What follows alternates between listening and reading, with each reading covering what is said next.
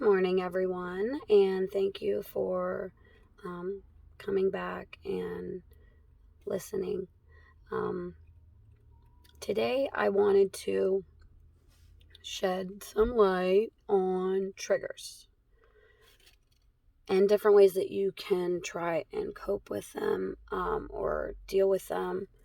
You might notice you have these different triggers, you might not notice. Um, all I can do is tell you the different triggers that I've had and the different ways that I slash am and still dealing with it. Um, so I guess to start, when I was in my addiction, one of my biggest triggers was my significant other. Um, I could sit there and say, well, I think I'm going to try and stop for today. um, Back then, not knowing now, it was real stupid to say because, again, I developed an addiction over a period of years, and to say that I'm just going to quit in that one day was really stupid.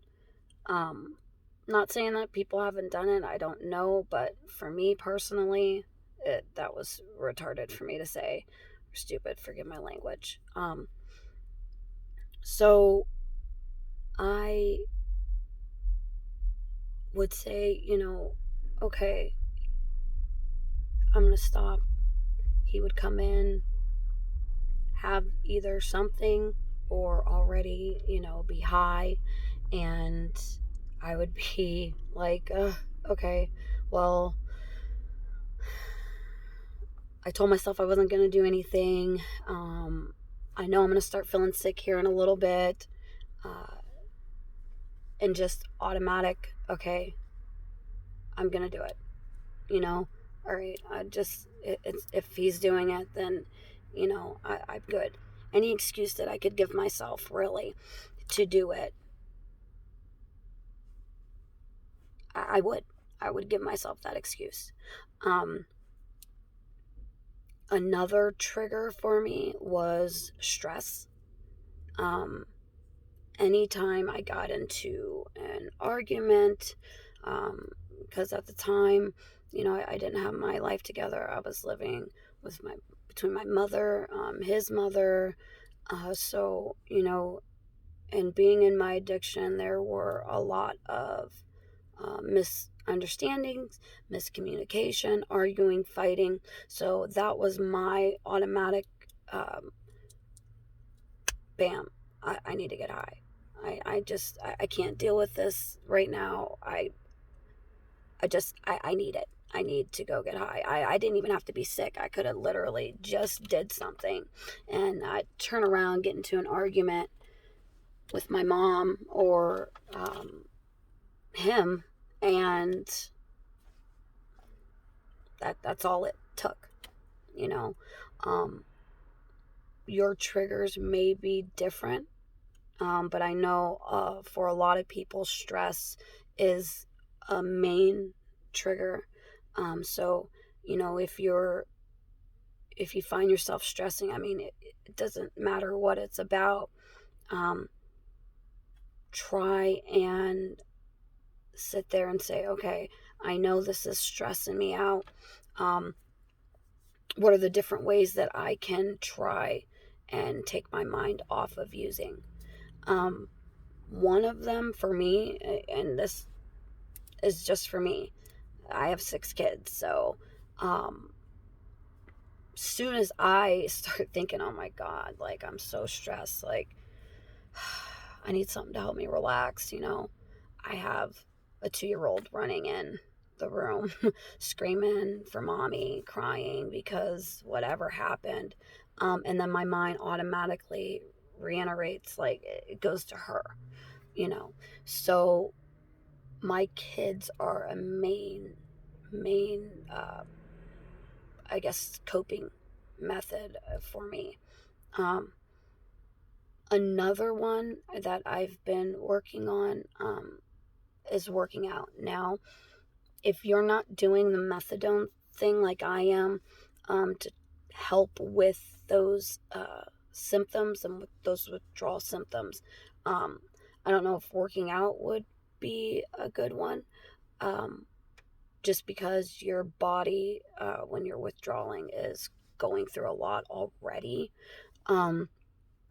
But staying busy, trying to stay busy, I know it's hard because when you're sick, you just want to lay there. There have been plenty of times where I was just like, just kill me. Just kill me. I don't want to feel this pain anymore. I, I don't want to feel this way. And that was a trigger as well, because the sickness is beyond anything that I have ever felt in my life. Whether, it's being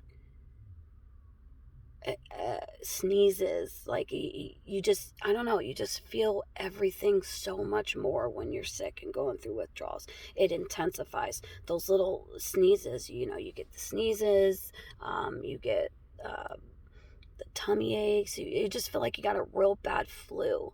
Hot and cold, that was the worst for me. Hot and cold sweats. So I couldn't deal with it. I could not deal with it. And everything intensifies so much more when you're sick. And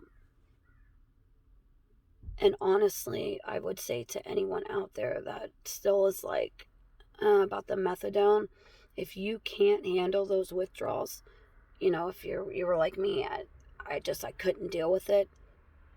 Honestly, methadone, Suboxone, you know, I think would be great, to help you, you know, deal with those withdrawal symptoms and be able to focus and get your mind right, so you can handle life.